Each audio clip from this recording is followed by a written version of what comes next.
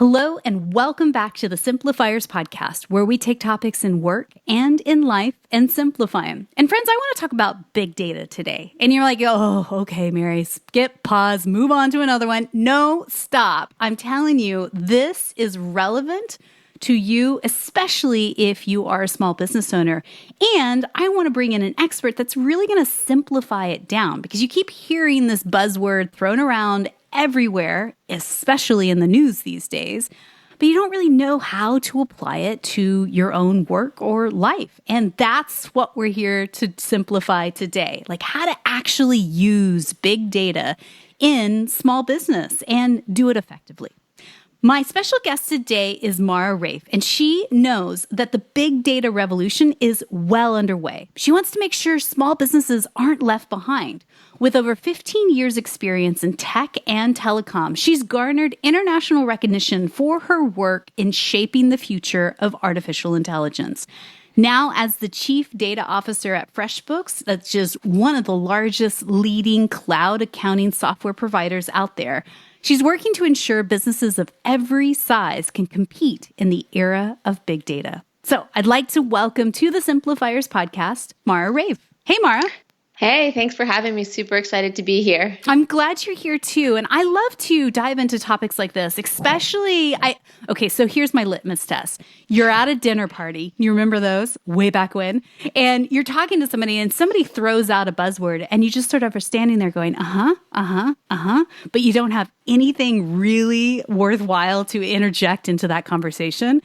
Those are the topics I love to simplify the most. So people that are out there listening, we're going to talk about big data and we're going to talk about it in simplified ways. So hopefully people can go, I heard on a podcast once, and, be able to interject wisely.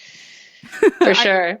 For sure. I think we'll be able to do that here today. So I'm super excited and I think we can break it down for you. Okay. So the softball question right out the gate is, how do you define big data? So,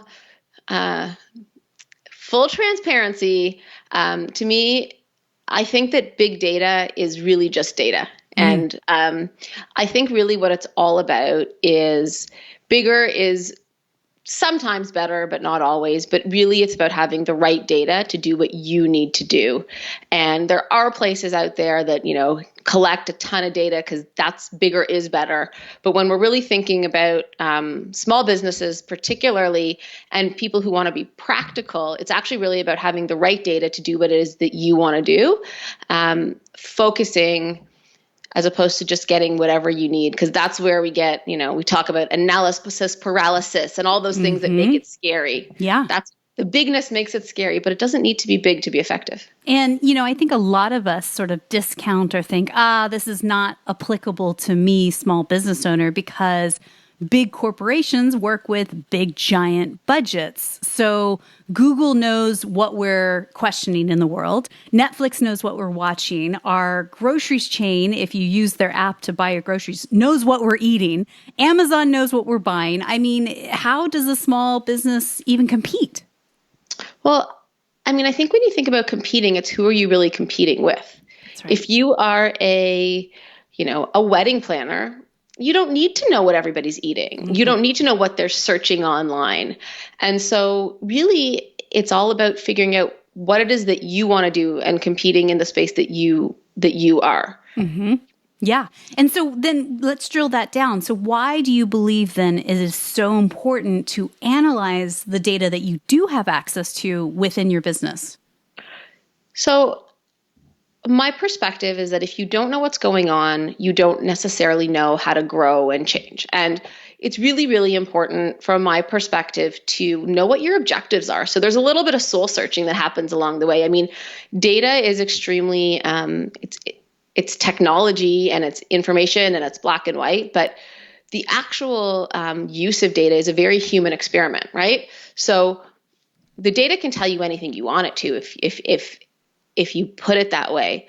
But the human experiment is really understanding what you're trying to do in your business. Are you trying to grow? Are you trying to expand?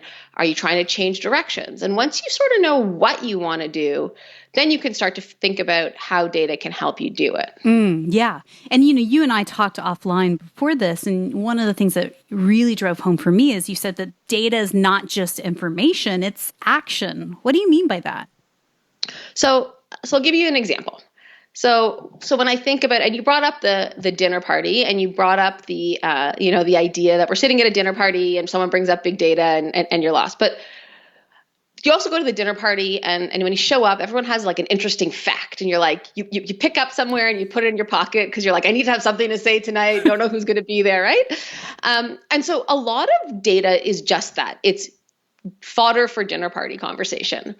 But when it comes to your business and actually figuring out what you want to do, it's about understanding how you're going to use the data and then go get it. So I can think of a lot of examples where you can go and take data from your business and you come up with like interesting things to tell people, right? Maybe you can figure out, what percentages of your hairdressing clients are blonde versus brunette but that's an interesting fact. I don't know that you're going to go change the world with that or necessarily change your business.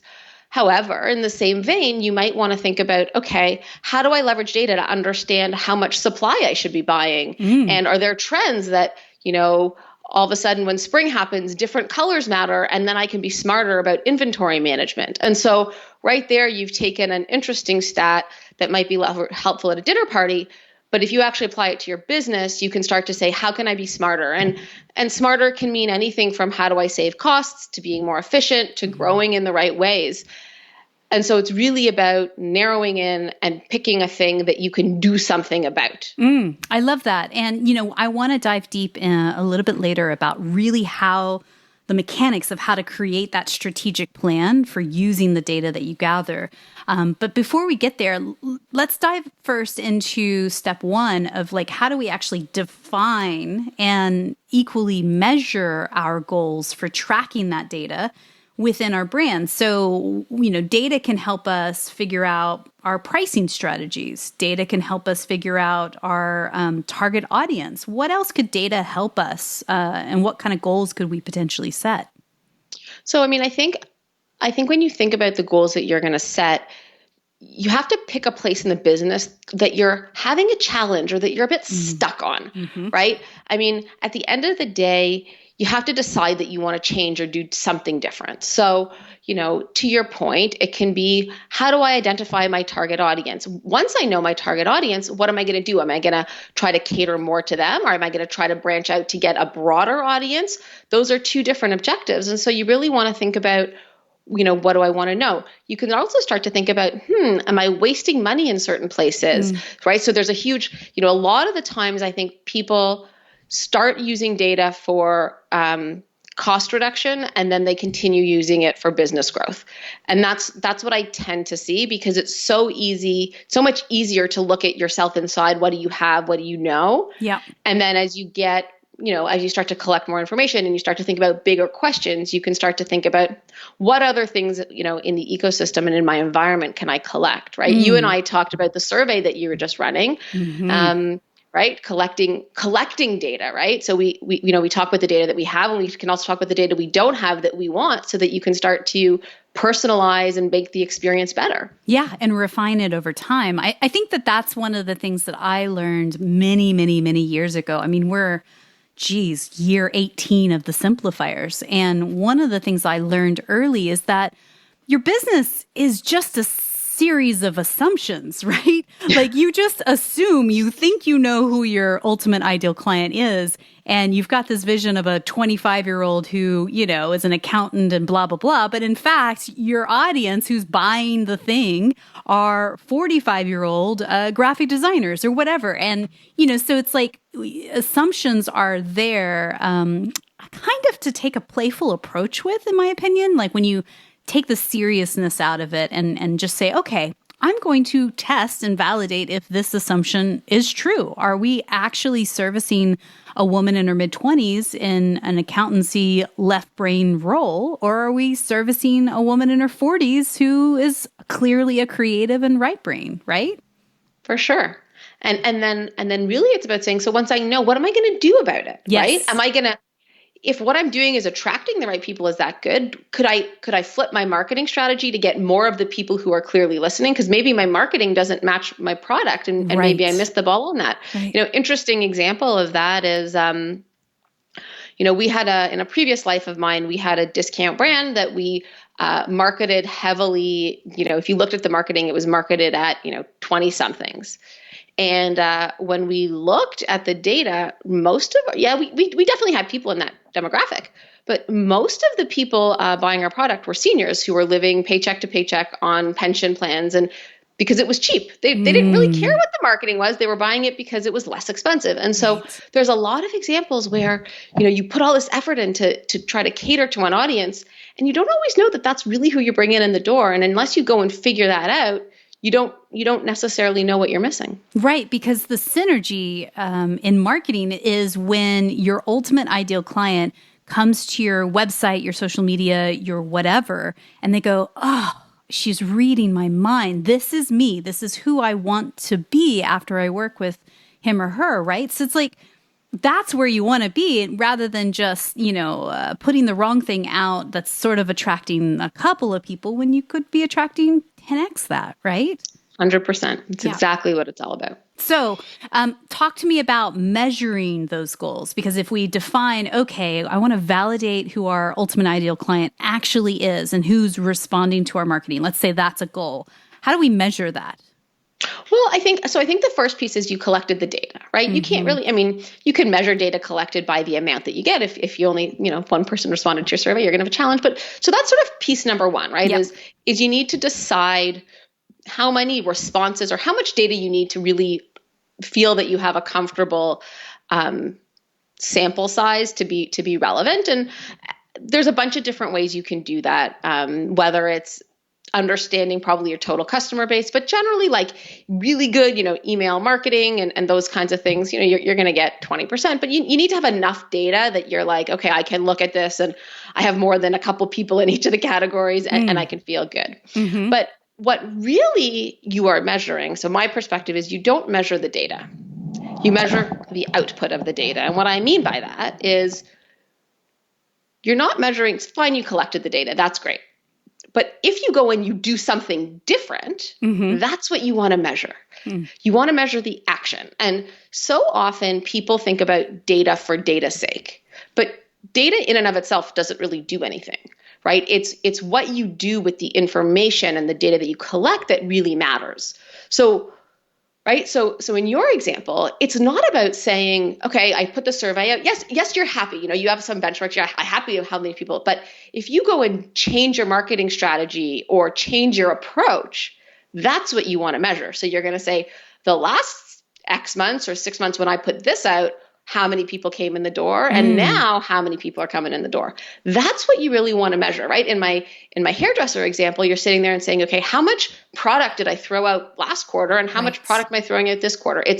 You really want to measure action, and that's why I'm so passionate about talking about how data is information, but it's the actions that you want to think about, and it's the actions that you want to measure. And that's really solid advice, because I think about the metrics that we all have within our business that we can fairly easily find in our bookkeeping, expenses in one quarter versus another quarter, or revenue in one quarter versus another. And I like the idea that, you're not sort of just stuck in the data analysis process, which I think a lot of us, I'll raise my hand first to say, and I've done this before, you just sort of get stuck in analyzing all the things and it sort of spins in circles and spirkles, but you don't actually make a decision to do anything, right, with it. And so I like the idea that you're measuring the action rather than necessarily measuring the data itself to see what works, because that's all we're doing in business is throwing spaghetti at the wall and seeing what sticks, right? 100%. And really the difference when you think about big data and when you compare yourself to, some of those big giants that you talked about, they're doing the same thing. The difference is they've got more people, so they've got more customers, so they have more data, so they can measure those actions faster, right? If I'm Google, they're going to figure out what's the relevant ad to place or the search they can run hundreds of thousands of experiments in a day. If you're a small business, you could probably run one experiment a quarter. That's really where you start to think about the difference between a big business and a small business as it relates to your data. But it doesn't mean you can't do it. It just means that, you have enough opportunities to test your hypothesis, and it's going to take you a little bit longer. And so there is a bit of patience here, right? It's not like you're going to do this and tomorrow it might be different depending on how many customers you have. You might take a month or two to actually measure the difference. And I think that's the one thing that you have to keep in mind is Google's probably doing hundreds of thousands of experiments a day. A small business owner can do one, maybe two, depending on what you're looking at. And I just want to really reiterate and drive home the fact of what you said earlier of look at your entire business if you were to zoom out of your petri dish and see where the challenges are and pick one to test, iterate, and that's, I think, gives you focus and direction and not getting overwhelmed in the process. Because I think that's the hardest part as entrepreneurs, the ones of us that have been in the business for a while now. We are so fast to make changes, and we tend to be ones that like to take risks and just move fast. And in reality, some of this stuff you have to test for a series of days or weeks and be patient, as you say, to gather the data and adjust your strategy accordingly and test one bit at a time, not 8 bits simultaneously. Exactly. And I think as you're thinking about the testing and the measuring, this is where, we talk about, I tend to talk about digitization, right? So we've talked about sort of what data I have, what do I get? And so these things are also become easier when your information and your signals, I'm going to call them signals because there's a whole bunch of different signals that you're going to get are digital. So when I think about that, right, it's how am I collecting customer data? Am I sitting there, I'll be honest, I'm going to go back to the hairdresser because I got my hair cut last week. So it's fresh in my mind, but she still on a piece of paper has a card for every one of her customers and writes down what color she put in and those kinds of things. If that's how you're keeping your data, your data, that's great. But your ability to do some of these things are much more challenging. You can use a tool like Freshbooks or any other one for that matter. But once you have all your information digitally, it's a lot easier to look at trends and information. It's a lot harder when you're looking at, pieces of paper that you're trying to put together. And so that's the other thing I think as you think about how do you do this and how do you measure is how am I actually collecting the information? And if I want to do this whole data thing, doing it from a place where you're already digitized is extremely important. Yeah, it makes a lot of sense. And, just that example you gave there sparked a thought in my mind. In the early iteration of the Simplifiers, we were event planners. And so, our data through our accounting software, we would set up a job code for every single client event. So I could tell you without a shadow of a doubt where every single dollar of their wedding budget went to. And I could see also, obviously not only profitability breakdown, but I could see trends for the whole year were in this year more brides getting married in barns and going for a rustic look than getting married in hotel ballrooms. And, being able to understand those trends of who's coming in the door, opening their wallet and hiring us.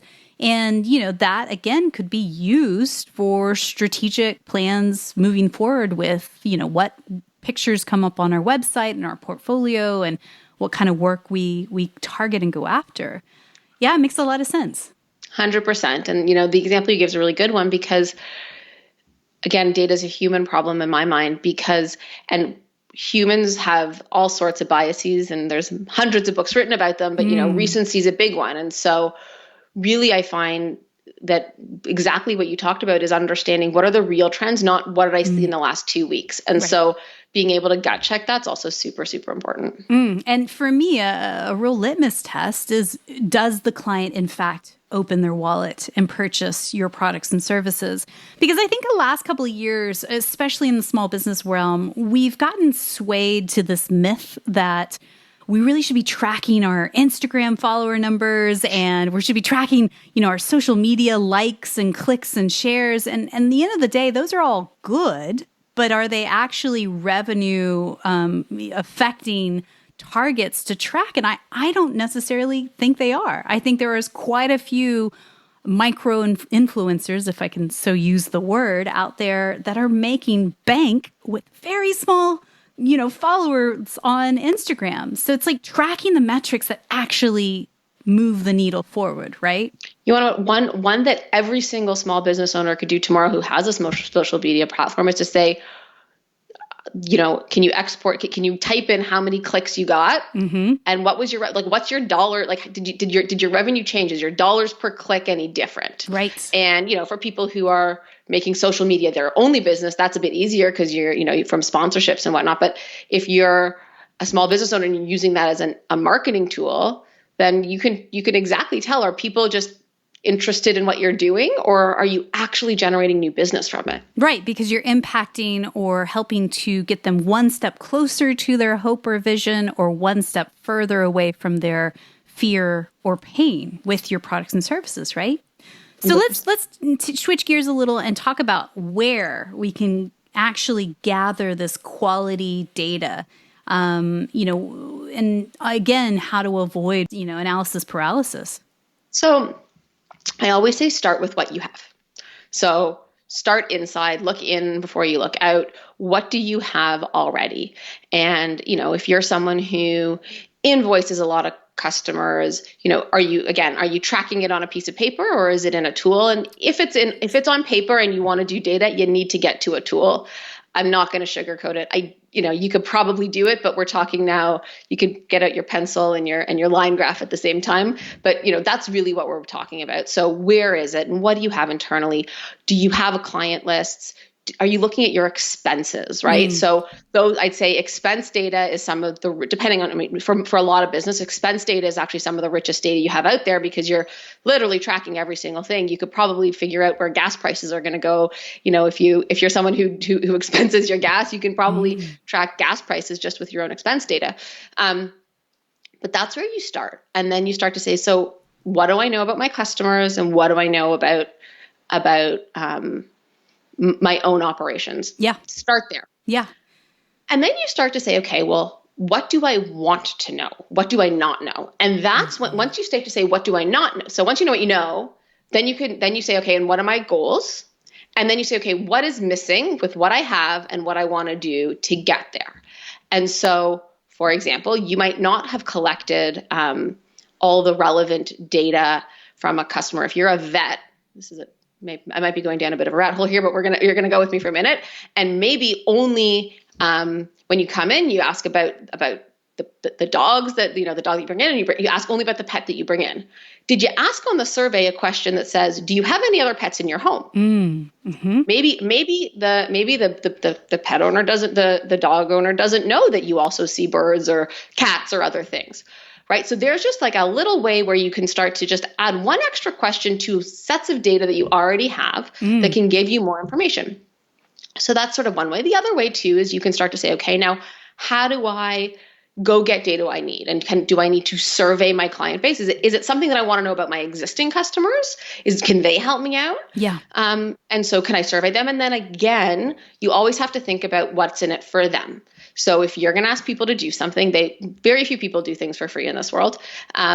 People are busy. And so often if you're going to go the data collection route with some of your existing client base, the reason a lot of people do contests and things like that is because, and when you're setting the value of the contest that you're going to do, it's what's in it for me, what's the value to me, and what's in it for them. And so when people ask you people aren't just giving out money for free. It's because that's actually the value to them of getting all this information that they can start to grow their business. Yes. So there's the whole notion of surveying your client base, understanding, and then there's the place that you can go and you can buy data. There's a huge data marketplace out there. You always want to make sure you're buying the right things from the right people. I think it's I personally think buying data for small businesses is probably a last resort. often I think you can get enough free data out there, even just looking at, depending on what your local government has. A lot of governments have a lot of statistics data that can be very helpful for small business owners. I know in the US, there's a lot of housing data and that talks about income levels and those kinds of things that can be indicative of the types of services that you offer and what the sort of income levels of people that you would want to offer it to. So if you're thinking about marketing, how do I make sure that I'm marketing in zip codes or postal codes if you're in Canada that potentially can afford my product and service? That makes a lot of sense, like especially if you are a luxury brand or a high-end price tag, that you're targeting specific areas. Let's say you're doing a direct mail campaign, that you're putting that in the right place where people who go, oh yeah, wouldn't blink an eye at that kind of a price point whatsoever, see the value in the service you provide. I also think about places where we can easily gather data is our Google Analytics on our website. If we've ever run any paid ad campaigns, say on Facebook or Instagram, there's loads of data there. I mean, all of these things. So if somebody were to buy, quote unquote, big data, then what kind of a website or where would they even go for that? You want to, so there's a lot of different places and you can look it online. I think I would go to Google first, like, cause if you're going to buy something, it's got to be really specific. And generally it's like, if I'm, for example, if I'm a builder, you might want to go, if I'm in the construction place, there's a lot of insurance data that might be helpful to understand home ages. Right. So if you're going to go buy, you're going to go buy something that's super, super niche. And so it's about saying, okay, how do I understand what I want to be? So if I'm, for example, if I'm in construction or if I'm interior designer, and to your point, I want to go figure out direct mail.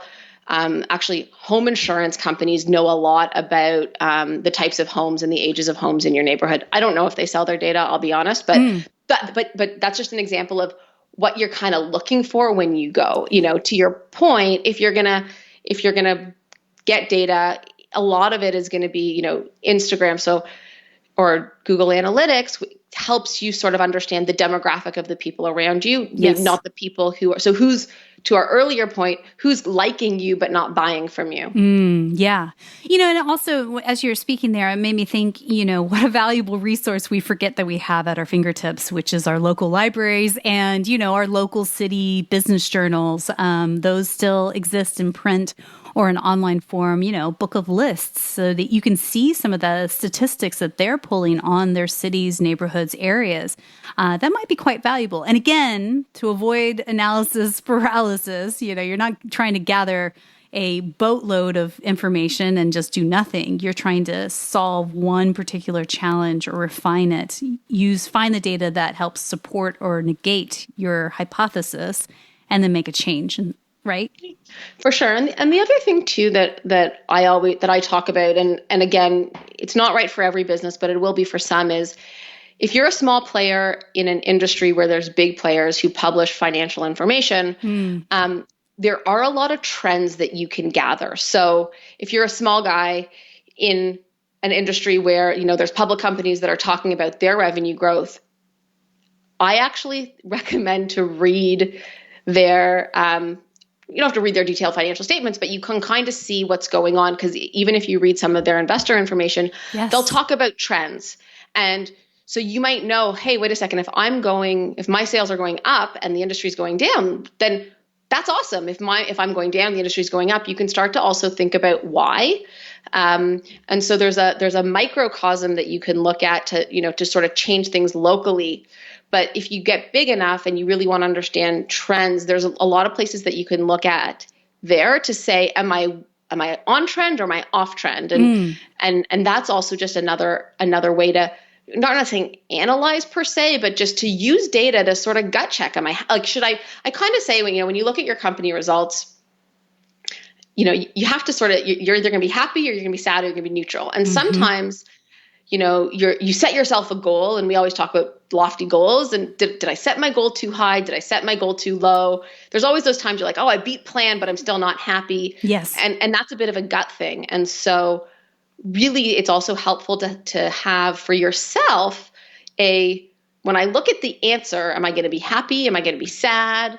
and how do I think that through? And so sometimes helping you set some of those goals is really just about understanding what's happening in the industry around you and trends. And I mean, I think the bottom line for me is information is power. I mean, it feels empowering when you can understand fully what you're dealing with, and you're never going to have it 100% right? Like, so as entrepreneurs, we have to take risks and be as educated as possible when we make those calculated risks in the marketplace, whether with our price or what target audience we're going to go after. I also mentioned something that we've used in the past as well is, a simple Google search for PricewaterhouseCoopers or PwC. And they put a lot of reports out there that are incredible because they're using lots of money to put these reports together. That if you were to do a simple Google search for PwC millennials, you'd see their reports and trends on the millennial generation, which I think might be, again, valuable if that's your target audience. So I suppose I really just want to dispel the myth that this is not something that's super expensive or time consuming or other ways. Like, are there other ideas that come to mind just to make it feasible for small business owners? I think you're absolutely right. PwC is a good one. The Harvard Business Review, another really good one. Yes. But I think that really it's about just picking one thing and trying it out. And it can be small, right? And so start small, start internal. What's the one thing, what I say is everyone kind of wakes up every day and there's something that bugs you and you just wish it wasn't that way, right? And so what is that thing? Could it be that I said this before, am I just not growing enough? Is something and then you just unpack that and say, okay, what information do I need to actually change it or to make a difference? Yes. And just start there, whatever it is. And then think about, can I measure it? Do I understand it? And if not, then why? And I think that's all you need to do. You need to just pick one thing. And then once you do it once, you're like, oh, this isn't so bad. It's not this big data. It's little. It's about me and it's about understanding what's going on. Yeah. And in the end, helping you achieve the goal that you set, whether it's a revenue target or building brand awareness or even, I wonder, even rolling out a new product or service as well. Like, is it the right time? Is it the right thing? Is it the right price? So, in essence, just to kind of recap that strategic plan on how you're using the big data, set a goal, try to figure out what data needs to be gathered in order for you to analyze, then set a plan for action. Is there anything else I'm missing? Make it happen. That's it. Yeah. And, and then I think the only other thing you're going to add on to that is the digitization. Because if it's not digital, you're not going to be able to do it. And that's a decision that you have to make is, am I willing to go, it's not to say you have to go paperless, but you have to be able to put all your information in a digital tool to really be able to do this well. It's so true. I mean, when we moved away from simple spreadsheets and Excel documents to actually putting our bookkeeping on a cloud-based system, I mean, it's a game changer. And at first you're thinking, oh, I don't know how to do this. I didn't go to become an accountant in college. It's actually quite simple nowadays to digitize and put all of your accounting on a bookkeeping software online or cloud-based. And so in that, I highly recommend you guys check out FreshBooks. Freshbooks.com is the website, and it's specifically built for small business owners to use because it's simple and easy, and there's tiered pricing depending on what you need services-wise from your bookkeeping software. So, Mara, just as we wrap up, and again, thank you so much for sharing your wisdom and time today. There's a few questions I'd like to ask you that we ask every single person that comes on the podcast. So I'll fire away. First question is this. What's one book or blog that you're reading these days that's either inspiring you or poking holes and challenging your belief system? Sure. So I'm actually reading Brené Brown's Dare to Lead. I've been a huge fan of hers for a really long time. And I love her perspective on how she thinks about problems and goes after them. For me, it takes the fear out of a lot of things that we want to do. So I'm a huge fan of hers. I'm actually full disclosure, listening to the ebook because for me, that's more relaxing. Hey, that's where I'm at. We simplify in all ways. There is no shame in an go. ebook. I actually prefer it that way. So yes, we'll put a link in the show notes for people. If you have not read that book yet, it's highly recommend. It's so great, especially if you are in a place where you are leading or influencing people, teams, and including clients as well. It's an excellent book. So tell me, who is one person in your network, someone that you know personally, you just feel is up to brilliant things? We could shine a spotlight on them, and who knows, maybe one day we'll have them on the podcast.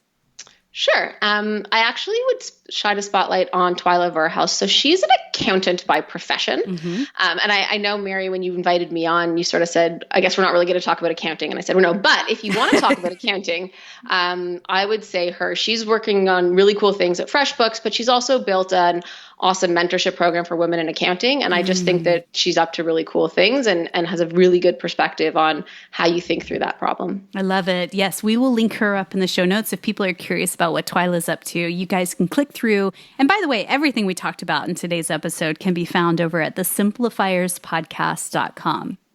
So I believe gratitude and simplicity go hand in hand. Tell me, Mara, what are you grateful for today?